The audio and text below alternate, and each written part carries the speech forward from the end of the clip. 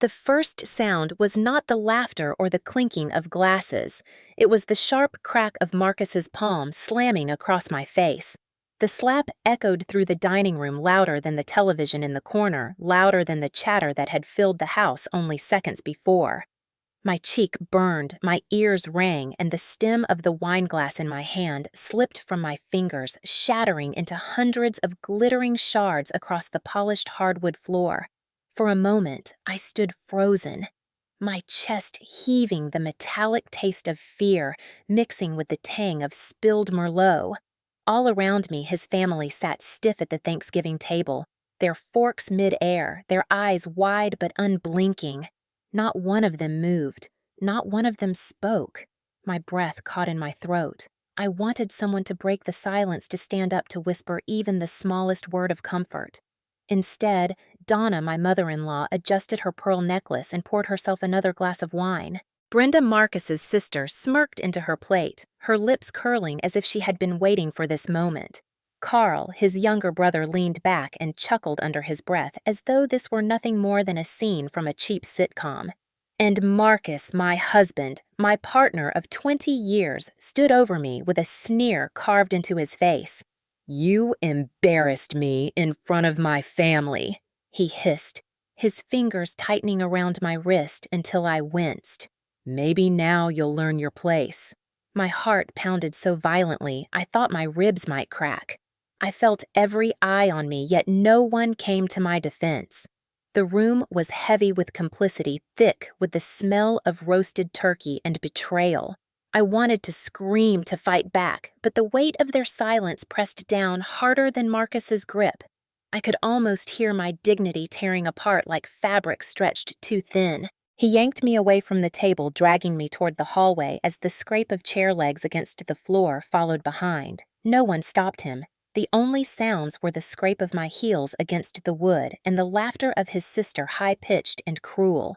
He shoved me against the wall, his breath hot and sour against my ear. "You're nothing without me." "Nothing," he snarled, his spit flecking my cheek.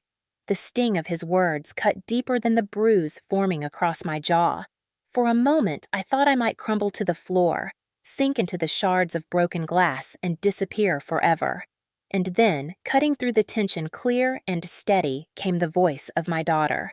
"Grandpa already knows, Mom," Lucy said, her small voice trembling but unwavering. "He has everything." The words hung in the air like a bell tolling in a cathedral.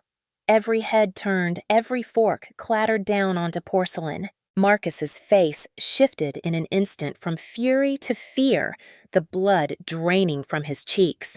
His eyes darted to the little girl at the end of the table, her hands clutching the tablet she never went anywhere without. For the first time in years, I saw him stumble. The monster who had terrorized me behind closed doors, who had humiliated me in public, who had always been certain of his power. Suddenly, he looked cornered, exposed. My knees shook, but it was not from fear anymore. It was something different, something sharper. Hope. The silence that had once suffocated me now felt like the moment before a storm breaks. I held my daughter's gaze, and in her eyes I saw strength far beyond her 9 years. Marcus opened his mouth to bark another order, another insult, but the words refused to come. He was pale, trembling, as if he understood that his dominion over me had just been shattered.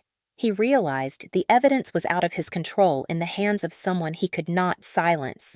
That was the moment the tide turned. That was the moment the family's silence could no longer protect him. Marcus's grip on my wrist tightened until I thought the bones might snap. He dragged me down the hallway, my heels scraping against the floor, the sting from his slap throbbing hotter with each step. Behind us, the silence at the dining table thickened into complicity.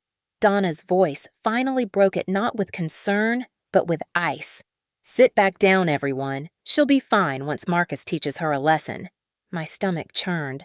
This was not shock or outrage, it was approval.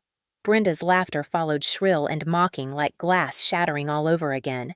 "She deserves it," she muttered. Carl smirked, leaning in his chair as though watching a late-night comedy, arms crossed, enjoying the show.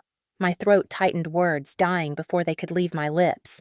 I wanted to scream for help, to shout that this wasn't discipline, this was destruction, but the weight of their silence pressed heavier than Marcus's hand. He shoved me against the wall, the family photos rattling on their nails. "Do you see this?" He snarled toward the dining room, his voice echoing. "This is what happens when a wife disrespects her husband." He yanked my chin upward, forcing my eyes into his, daring me to resist. My skin crawled under his touch, humiliation pouring over me like boiling water.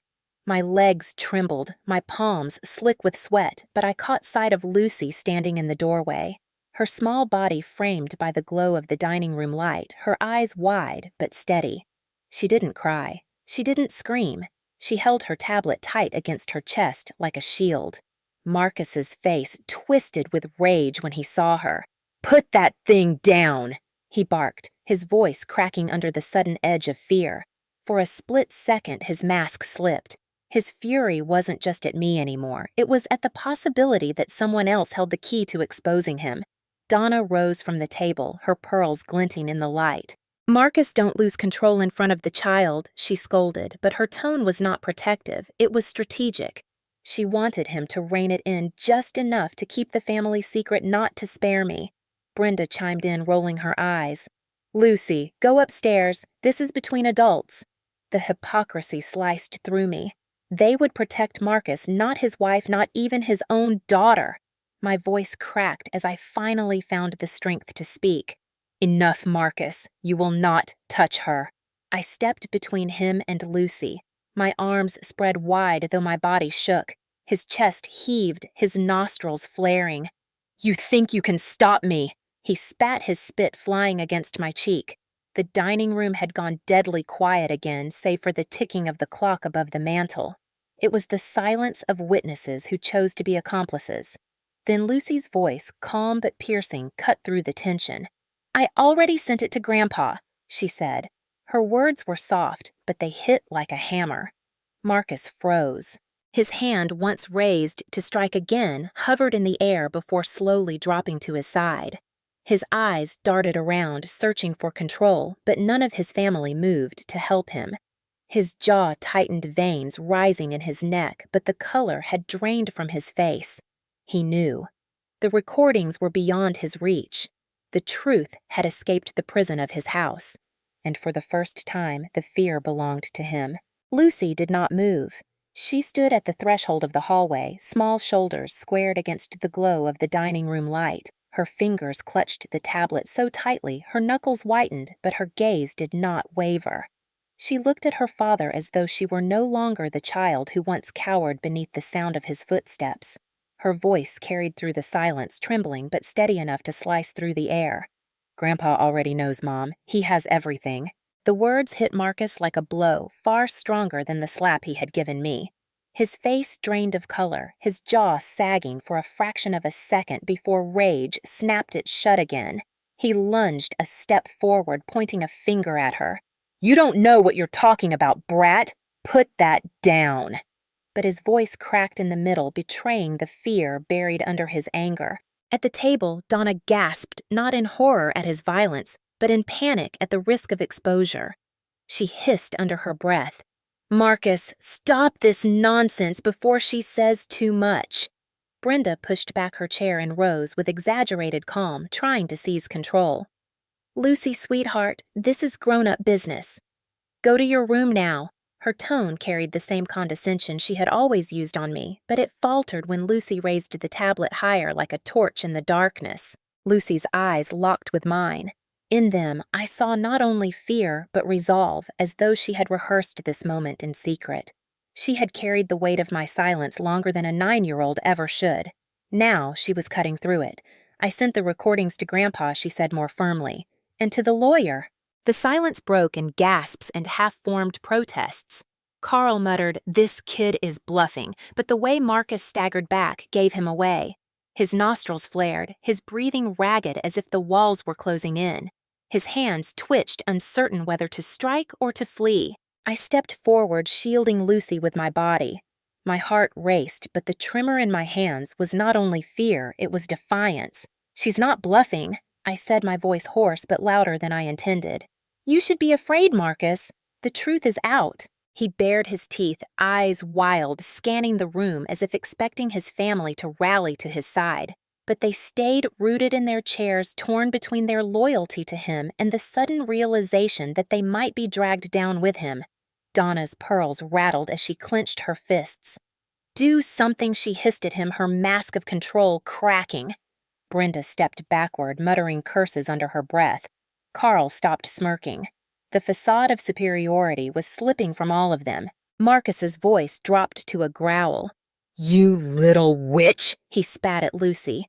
He raised a hand, and my whole body braced for impact. But Lucy didn't flinch. She lifted her chin, her eyes glimmering with tears she refused to shed. "If you touch me," she said, her small voice calm and cold, "they'll come faster." The hallway seemed to shrink around us. My heart hammered, blood rushing in my ears, but I felt something I hadn't felt in years, a surge of strength drawn from my daughter's courage. She was not just my child anymore. She was my ally, my witness, the one who had shattered the cage of silence. And Marcus knew it. His arm lowered his chest, heaving as he realized the walls of his control were collapsing. That was the moment I understood this fight was no longer mine alone. It was ours. And for the first time, Marcus was the one trembling. I used to believe that love could cure cruelty. When I first met Marcus, he wasn't the monster who stood before me that Thanksgiving night. He was charming, polished, the kind of man who held doors open and remembered the small details of my day. He courted me with flowers and promises, and when he slipped the diamond ring on my finger, I thought I had secured a future of stability and devotion. My father, Colonel James, warned me to be cautious. Men who shine too brightly in public often hide their shadows at home, he had said, but I dismissed him as overly protective. In the early years, I worked as a nurse aide while Marcus climbed the ladder at a logistics company. I believed we were a team. He liked to say, "We're building an empire together," and I clung to that phrase whenever his temper flared. At first, it was small a slammed door when dinner wasn't hot enough, a muttered insult if I questioned his late nights. He always came back with apologies and gifts, the cycle of contrition wrapping around me like a chain disguised as a necklace. But the real Marcus began to surface once he was promoted to manager. The power changed him, or perhaps it only revealed who he had always been. He began criticizing everything: the way I dressed, the way I folded laundry, the way I mothered Lucy. One night, he ripped a dress straight down the middle because he decided the neckline was too low. Another time, when I overcooked the steak, he hurled the plate against the wall so hard the porcelain embedded itself into the drywall. The worst part wasn't the bruises that bloomed on my arms or the cuts I concealed with long sleeves. It was the gaslighting, the endless chorus of, "You're too sensitive and no one would believe you." His family became his choir. Donna once told me while pouring herself a glass of Chardonnay, "Men have tempers, Thelma. A real wife learns to keep hers in check so she doesn't provoke one." Brenda rolled her eyes whenever I flinched, saying, "Stop being dramatic. You're lucky he even keeps you around." Carl laughed openly the day Marcus shoved me hard enough to send me sprawling across the patio. He clapped Marcus on the back as if he'd scored a touchdown. I began to shrink inside myself, learning the choreography of survival. Don't speak when he's pacing. Don't ask where he's been. Don't disagree when he talks about money. My silence was a shield, thin and fragile, but it was the only defense I thought I had. I told myself I was enduring it for Lucy, that one day when she was older I would leave. But children see more than we want them to. I remember one night, clearly Lucy came into the kitchen as I crouched by the sink, sobbing silently after Marcus had stormed out. She was only 7, but she placed a hand on my shoulder with a seriousness that broke me. "Mom," she whispered, "if he hurts you again, I'll tell Grandpa." I hugged her, trembling, and told her to forget she'd seen anything. I thought I was protecting her by keeping her out of it. I didn't know she was already planning to protect me. The abuse escalated as the years passed. Marcus grew bolder, hitting me even in front of his family, confident their silence would cover him. Each time I swallowed my pride, each time I patched the wall or iced my face, I told myself it couldn't get worse. But it always did. By the time that Thanksgiving arrived, Marcus no longer bothered hiding his contempt. He flaunted his dominance at the table, daring anyone to challenge him, and no one ever did. That was the history etched into every bruise, every crack in the walls of our home. It was the legacy, Donna endorsed, Brenda mocked, and Carl found amusing. It was the silence I had carried like a coffin on my back for 2 decades, until Lucy decided she would carry it no longer. If Marcus's blows were the fire, his family's silence was the oxygen that kept it burning. From the very first year of our marriage, they made their stance clear: protect Marcus at all costs, no matter what it did to me. Donna, my mother-in-law, loved to remind me, in this family, men lead and women endure. Her voice was smooth like silk, but her eyes carried the weight of command. She ran that house like a general, and I was the outsider drafted into her army with no choice but to obey. At every holiday gathering, I learned my place. Donna would set Marcus at the head of the table, pouring his wine first, while she handed me the dishes to serve. A wife's pride, she'd say, sliding the heavy platter into my arms. If I stumbled under the weight, Brenda would chuckle, sipping her champagne. Maybe hit the gym, Thelma, she once sneered loud enough for the whole room to hear. Carl would laugh harder than anyone, pounding the table like a drum. But their cruelty wasn't confined to jokes. They were Marcus's enablers, shields, and cheerleaders. The night he shoved me into a cabinet so hard my lip split, I stumbled into the living room clutching tissues. Donna took one look at me and said coldly, "Go freshen up before Marcus's clients arrive. We don't need drama in this house." No comfort, no outrage, just a command to stay invisible. Brenda, sharper than her mother, weaponized her words differently. "Don't play victim." Thelma, she'd whisper when Marcus wasn't looking. If you were better, he wouldn't get angry. Each phrase was a dagger coated in sugar, piercing deep because it twisted guilt into my ribs. Carl was the cruelest in his simplicity. He delighted in Marcus's temper like a spectator at a boxing match. Once, when Marcus knocked a glass out of my hand and shards sliced my palm, Carl didn't move to help. He just smirked and said, "That's what Butterfingers get." The truth was, their loyalty wasn't about love for Marcus. It was about the structure of power that protected them. Donna's status as matriarch, Brenda's pride in being untouchable, Carl's comfort in his role as the golden son. They all depended on Marcus holding his throne. If his abuse was exposed, the family facade would collapse. That Thanksgiving night, I could see their fear bleeding through the cracks. When Lucy raised her tablet and spoke of Grandpa and lawyers, Donna's pearls rattled because she understood exactly what that meant. Exposure, shame, consequences. Everything they had mocked me for enduring could spill into the light of day. And still, even then, their instinct was not to protect me or Lucy. It was to salvage Marcus. "Stop this nonsense before she says too much." Donna hissed, her voice no longer smooth but brittle with panic. Brenda tried to regain control with a syrupy "go upstairs, sweetheart," though her hands trembled as she smoothed her skirt. Carl for once lost his smirk. His silence screamed louder than any denial. They weren't horrified by Marcus's violence. They were horrified that the fortress of silence might crumble. They had bet their reputations, their comfort, their inheritance on my silence. And Lucy had just ripped the veil away. As I stood shielding my daughter, I realized the family arrayed before me wasn't just a group of bystanders. They were accomplices. Every bruise Marcus left on my skin was stamped with their approval. Every insult that rang in my ears was amplified by their laughter. And now, with Lucy's words hanging in the air, they were as exposed as Marcus himself. Lucy's words lingered like smoke in the air, impossible to wave away. I sent it to Grandpa. For a moment, the room felt frozen, the silence vibrating louder than any shout.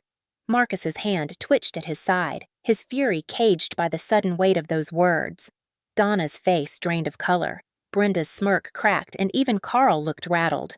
I didn't understand at first.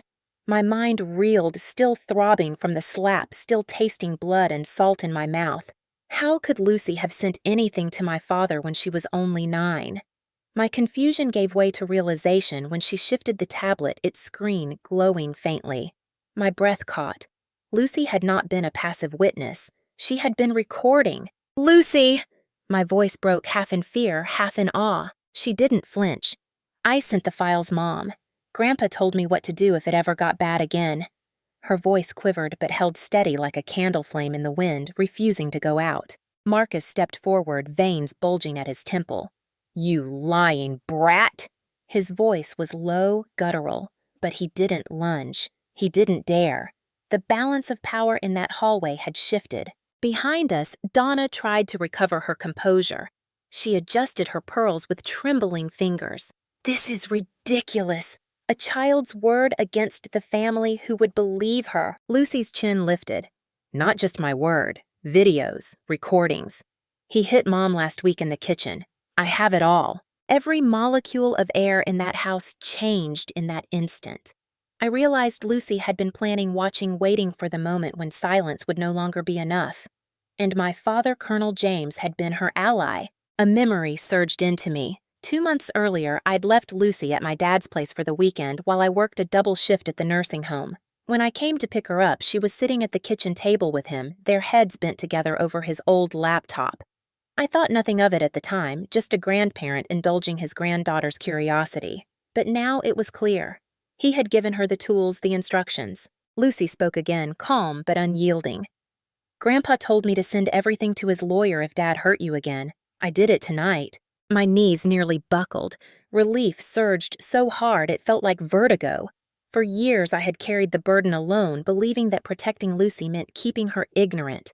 But she had carried me instead. My father had seen what I refused to admit, that Marcus wouldn't stop until someone stopped him. Marcus's face twisted a storm of rage and panic. He spat words like poison. You think some old man and a child can ruin me? I built this family. I pay for this house. Lucy didn't blink. You don't scare me anymore. I saw it, the flicker in his eyes, the realization that he had lost something he could never regain control. He barked at his family. Do something. Say something. But none of them moved. Donna's lips pressed tight. Brenda's nails tapped against the table. Carl stared at the floor. They had built their fortress on silence, and now they were trapped inside it. That night, after Marcus stormed out of the hallway, pacing and muttering threats under his breath, I locked Lucy and myself in her room. My hands shook as I pulled the dresser against the door. She sat cross-legged on the bed, her tablet still in her lap, her eyes calm in a way that made her seem far older than her years. Mom, she whispered, Grandpa said we'd be safe once the lawyer had the files. He promised. I stroked her hair, tears streaking down my face. For the first time in years, I allowed myself to believe safety might be possible. What I didn't know then was that my father was already moving. Even as I held Lucy close in that locked room, Colonel James had received her email. By dawn, he would be on the road, a storm in his own right, bringing with him not just love for his daughter and granddaughter, but a plan forged from discipline and justice. And Marcus had no idea the walls were already closing in. The night dragged on in silence, the kind that hums inside your ears.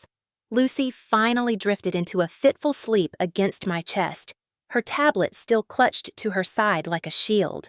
I stayed awake, heart hammering at every creak of the house, every heavy footstep of Marcus pacing downstairs. I half expected him to kick in the door, but he didn't. Perhaps even he knew the tide was turning. Just before dawn, headlights swept across the curtains. My breath caught. The crunch of tires on the gravel drive was followed by the unmistakable slam of a car door. Then another. Marcus stirred from the couch downstairs, his voice sharp. Who the hell? But then came the sound of boots on the porch, steady, deliberate, impossible to mistake. My father. Colonel James Walker had spent 30 years commanding men who carried rifles and followed orders.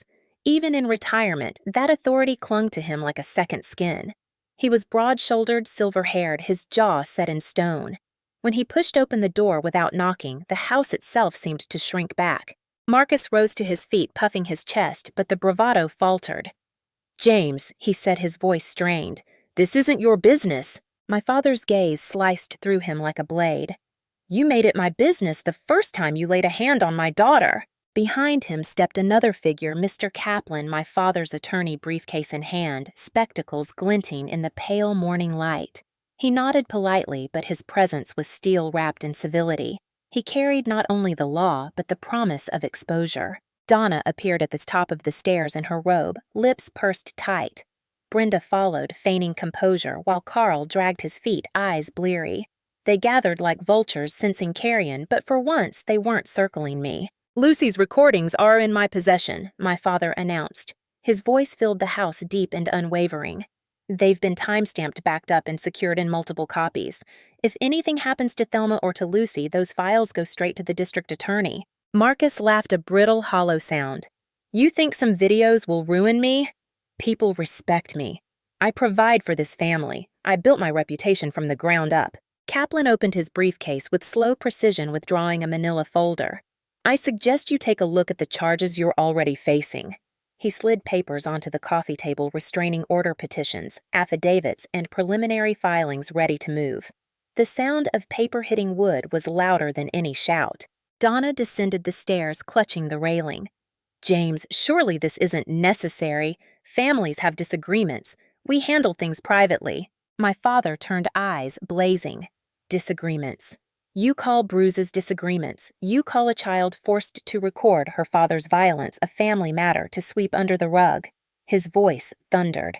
For the first time, Donna shrank, her pearls trembling against her collarbone.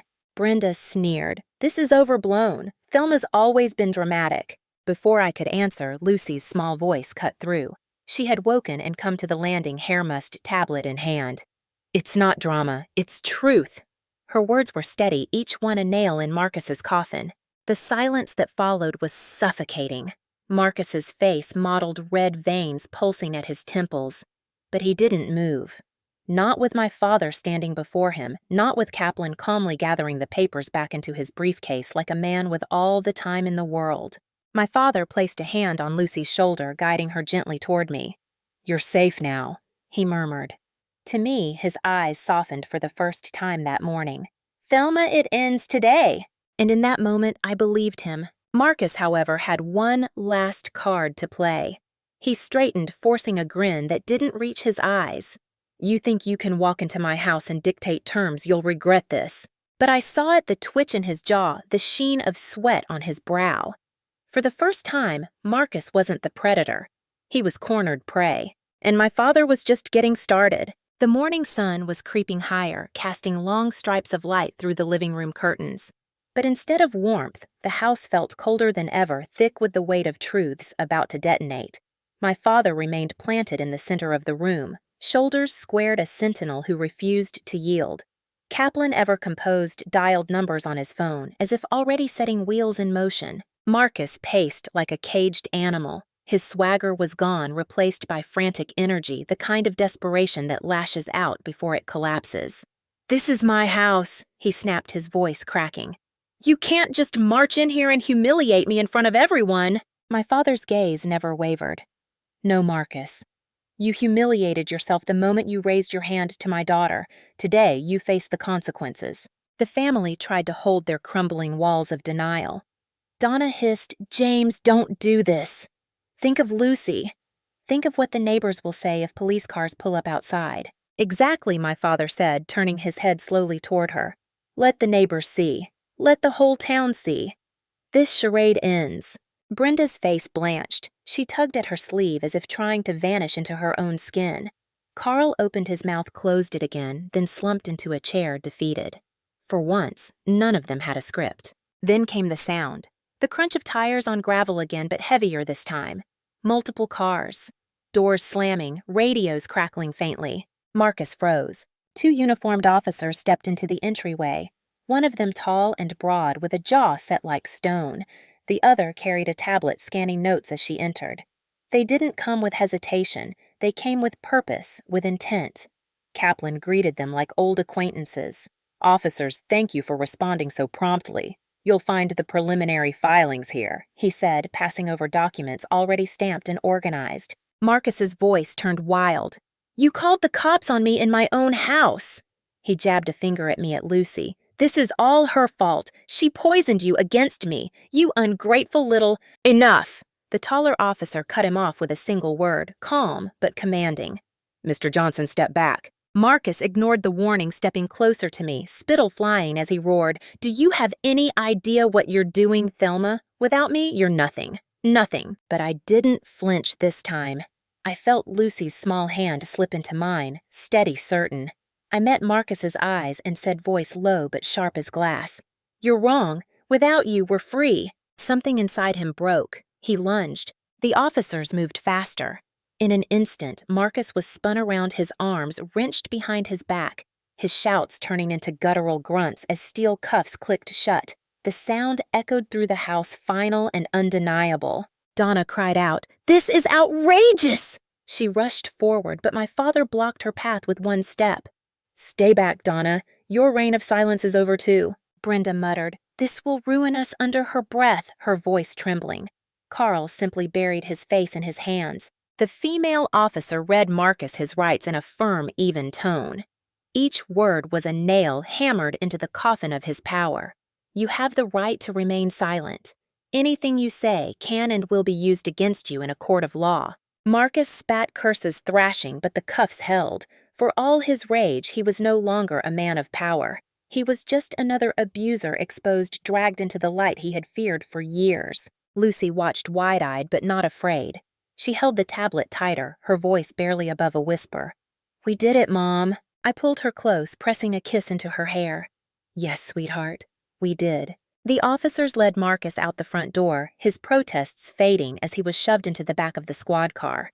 Neighbors had already begun to gather, drawn by the flashing lights. Whispers filled the street. For once, the spectacle was not my shame to bear, it was his. Inside the house was silent, except for the sound of Donna's shallow breathing.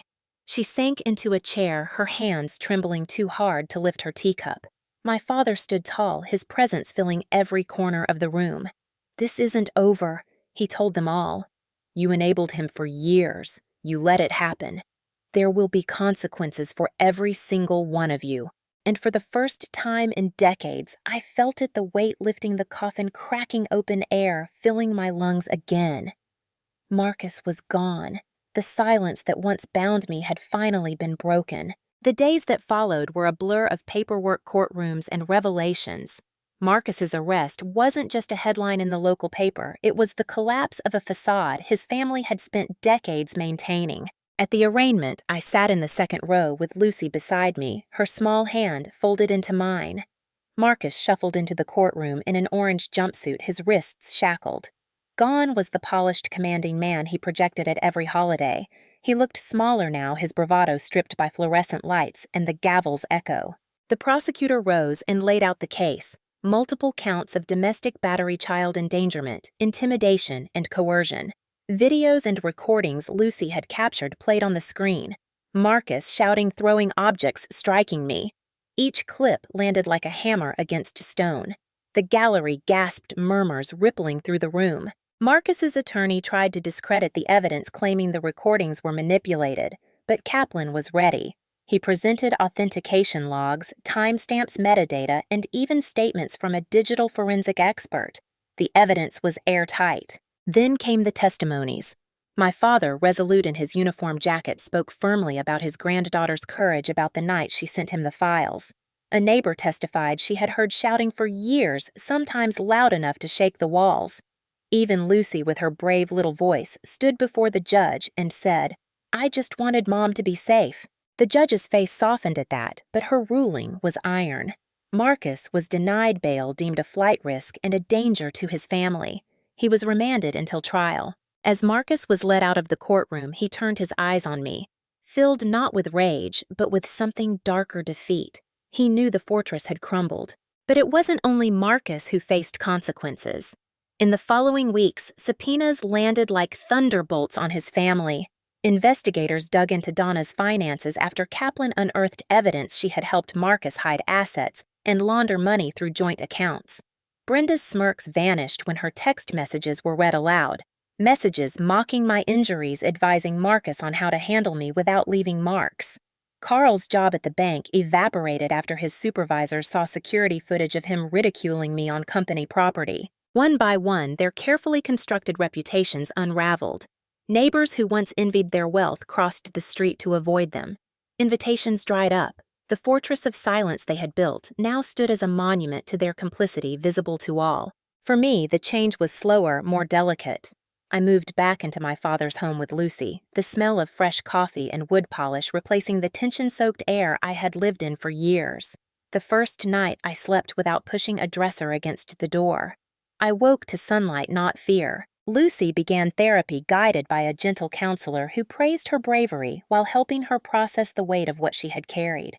She started drawing again, bright pictures of birds and open skies. For the first time, her laughter filled the room without hesitation. Kaplan guided me through the divorce filings, securing full custody and financial restitution. Marcus's accounts were frozen, his control over me legally severed. When the judge granted the restraining order, I felt as though invisible chains had been cut from my wrists. Donna tried once more to corner me outside the courthouse. Her face was gaunt, her pearls absent. "You've destroyed this family," she hissed. I looked her in the eye, steady and unshaken. "No. You destroyed it the day you chose silence over protection." Then I walked away, Lucy's hand clasped firmly in mine. The trial date loomed, promising even harsher sentences for Marcus. But for me, the verdict had already been delivered. He had lost his grip. The family that shielded him had fallen. And I, the woman they had all underestimated, was still standing. For the first time in years, the world felt wide open, brimming with possibility. And the sound of justice, though still echoing in courtrooms, was already singing in my bones. The weeks after the courtroom storm felt like learning to breathe again. I would wake in the quiet of my father's house, sunlight pooling across the hardwood floors, and for a split second I'd brace for Marcus's footsteps. Then I'd remember he was gone. The silence wasn't a threat anymore. It was freedom. Lucy adjusted faster than I expected. Children are resilient, but she was more than that. She was determined. Her counselor encouraged her to draw to paint, to speak freely about nights she had hidden recordings under her pillow. Slowly, her drawings shifted from storm clouds and broken glass to trees, rivers, and birds with wings stretched wide. I began piecing together a new routine. My nursing shifts felt different now, lighter, purposeful. For years, I had carried my patients' burdens while hiding my own. Now, when I held the hand of an elderly woman struggling to breathe or reassured a family waiting on lab results, I did it without the weight of my secret bruises. My empathy was sharper, clearer rooted not in pain but in survival. Finances, once Marcus's weapon, became a tool of independence. Kaplan walked me through accounts Marcus had tried to hide. With court orders, restitution, and support from women's aid programs, I opened a bank account solely in my name for the first time in over a decade. I budgeted carefully, but every bill I paid felt like a victory. Every grocery trip was proof I was steering my own life again. One Saturday, Lucy and I visited a bookstore downtown. She wandered the children's section, clutching a stack of chapter books, while I browsed shelves of memoirs written by women who had survived worse than I had. Their words felt like companions' voices saying, "You're not alone. You never were." We adopted small rituals. Sunday mornings became pancake mornings. Lucy insisted on chocolate chips, and I let her measure the batter flour streaking her cheeks. We planted tomatoes in my father's backyard garden, our hands digging into the cool soil. When green shoots pushed through weeks later, Lucy squealed, "They're growing?" Mom and I realized so were we. Grandpa James was a constant presence, his stern military edges softening into something almost tender. He taught Lucy how to ride a bike without training wheels, jogging beside her until she wobbled but didn't fall. At night, he'd sit at the kitchen table with me, sipping black coffee. "You did the hardest part," he told me. "You walked through the fire and came out alive. Now you build." Still, healing wasn't linear. Some nights I woke, drenched in sweat, Marcus's voice echoing in my dreams. I'd stumble to the kitchen, pour water with trembling hands, and find Lucy already awake, sketching by lamplight. She would look up and whisper, "It's okay, Mom. We're safe." Sometimes she comforted me more than I comforted her. The community noticed, too. Neighbors who once looked away when shouting spilled through the walls now stopped me at the store, saying softly, "We're proud of you." At church, women pressed folded notes into my hand. Phone numbers for shelters, therapists, support groups. I joined one sitting in a circle of women who knew the language of bruises without needing to speak it. Sharing my story there was terrifying, but when another woman whispered, "You gave me courage," I felt a new kind of strength bloom. Lucy thrived at school. Her teacher called me one afternoon. She gave a presentation about courage, she said. "Not superheroes, just people who tell the truth. I thought you should know." I cried quietly in the parking lot, proud and heartbroken all at once. Rebuilding didn't mean erasing the past. The scars on my arms remained faint reminders, but instead of shame, they carried proof. Proof that I survived. Proof that silence had been shattered. Proof that my daughter's bravery had rewritten the ending. One evening, as we sat on the porch watching fireflies rise from the grass, Lucy leaned against me. "Mom," she said softly, "do you think we'll ever forget?" I brushed her hair back, kissed her forehead. "No, sweetheart, we won't forget, but we'll grow stronger around it like trees around old scars." The night air was warm crickets humming in the dark. For the first time in years, I didn't dread tomorrow. I welcomed it. 6 months had passed since Marcus was led away in handcuffs, but sometimes it felt like 6 lifetimes. The old house where fear had nested was sold, its walls no longer echoing with slammed doors and muffled sobs. Lucy and I now lived in a modest 2-bedroom cottage on the edge of town with ivy curling along the porch and a small garden stretching behind it. It wasn't grand, but it was ours, every nail, every window free from his shadow. The trial had concluded with finality. Marcus received a sentence of 12 years with no possibility of early parole. The courtroom was silent as the judge spoke, but I heard Lucy exhale beside me as if she'd been holding her breath for years. Donna, Brenda, and Carl were nowhere to be seen. Their names had surfaced in reports and audits, their reputations shredded by their own choices. They had once been a fortress around Marcus, but when the tower fell, they scattered like frightened birds. Our lives began to take shape around simple joys. Mornings started with Lucy feeding our adopted shelter dog, a scrappy terrier she named Daisy. Afternoons were filled with school projects, therapy sessions, and long walks along the lake. I returned to nursing school part-time, pushing toward a degree I had abandoned years ago when Marcus insisted my career was beneath him. Now each lecture, each exam, felt like reclaiming a piece of myself. Grandpa James remained our anchor. On weekends, he brought lumber and tools, teaching Lucy how to hammer nails straight, how to plant posts for the picket fence she wanted. One evening, as twilight settled, I watched them work side by side, her small hands steadying the wood, while his larger ones guided her. Tears stung my eyes. Generations had joined hands not to pass down trauma, but to build something lasting. But healing wasn't only about building, it was about speaking. With Kaplan's encouragement, I began attending community forums on domestic violence. The first time I stood before strangers and told my story, my knees shook. But as I described Lucy's courage, the silence of Marcus's family, and the strength I had found through survival, I saw nods in the crowd. Women came up after pressing my hands, whispering thank you. Their voices carried my own healing forward. Lucy thrived in ways I had once feared impossible. She joined the debate club, her small voice sharpened into a powerful instrument of truth. Her teacher told me, "She argues not to win, but to be heard." I smiled through tears. That was my daughter, the girl who had once whispered evidence into a tablet now stood tall before crowds unafraid. One quiet evening, as we sat on the porch watching fireflies dance in the dusk, Lucy asked Mom, "Do you think people like Dad ever change?" I thought for a long moment. The night air was cool, the stars beginning to pierce the sky. Finally, I said, "I don't know if they changed, sweetheart. But I know we did. We broke free. That matters more." She leaned her head against my shoulder, and I wrapped an arm around her. Daisy barked at the shadows, the garden swayed in the breeze, and I felt a peace I never thought possible. Life wasn't perfect. Healing wasn't linear. But the fear that once dictated every heartbeat had been replaced by something sturdier. Dignity, freedom, and the unshakable bond between mother and daughter. As I closed my eyes that night, I whispered a promise to myself: the cycle ends here. Lucy will never inherit silence, only strength.